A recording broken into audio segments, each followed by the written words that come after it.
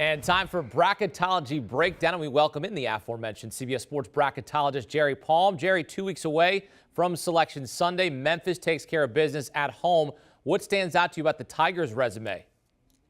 Well, they've got a great win at Houston in their league and a win against Alabama, a top 16 team outside the league. They also beat St. Louis, who's a pretty good A-10 team, although not one necessarily going for the bracket. The problem with Memphis is, and the reason they're this far down in the bracket, is that they've got some regrettable losses, a couple of quad threes and a couple of high quad twos that are dragging them down a little bit. So for Memphis, it's important that they don't take any more losses like this and then take their chances with Houston at home to end the regular season and see what they do in the conference tournament.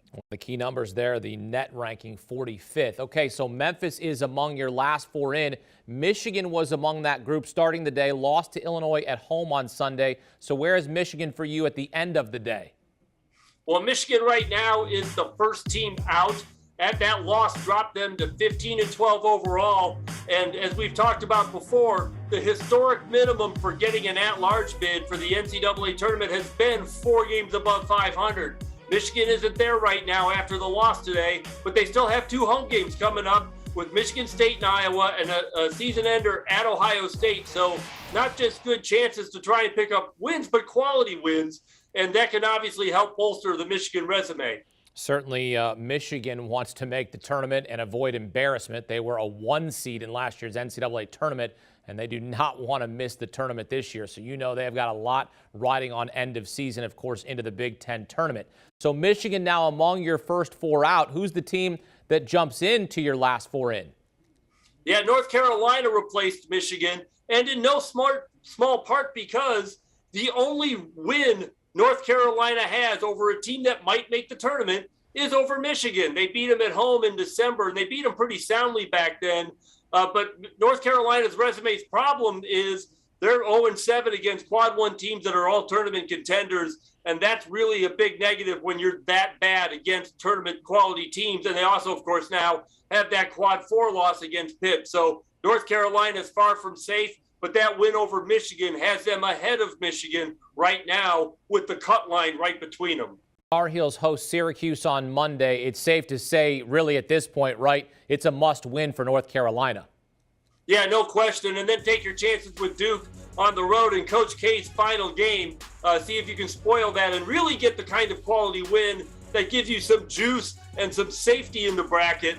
But for more than likely, North Carolina is going to have to wait to make some hay in the conference tournament. All right, so as you mentioned, Michigan among your first 4 out now. Who are the other 3 teams on the outside looking in? Yeah, Oregon, who missed a chance to beat USC on Saturday, had them on the ropes and couldn't finish it. VCU and Indiana, who won at Minnesota tonight, moves back into the first 4 out. Okay, so there you go. Oregon, Michigan, VCU, and Indiana. Plenty of games with seeding implications on Monday. What's the one game you'll have your eye on? Yeah, Baylor now, 2 days after beating Kansas in that big emotional win to move up to the top line of the bracket, now hits the road to go to Texas, another very good team, a top 25 team playing at home, one of the best defensive teams in the Big 12. It's going to be a real challenge for Baylor to get things turned around and go into that environment and try and get another win. But as Baylor has shown us, they're a very high-quality team, but they're going to have a real challenge on their hands Monday night. Jerry Palm with his Bracketology breakdown here on CBS Sports HQ. Jerry, thank you. And here's a look at the notable games on Monday. As we mentioned, the one game he's got his eye on, Baylor and Texas coming off that big win against Kansas. Baylor a 1-point favorite on the road, 9 Eastern time on Monday night. Also an important game, as we mentioned, North Carolina taking on Syracuse, a game that certainly has seeding implications as we get closer and closer to Selection Sunday. Do you want a sports network that delivers everything that matters about the game? The highlights, the picks, the instant analysis, no yelling, no fake debates, no politics. Hit the subscribe button and never miss a moment.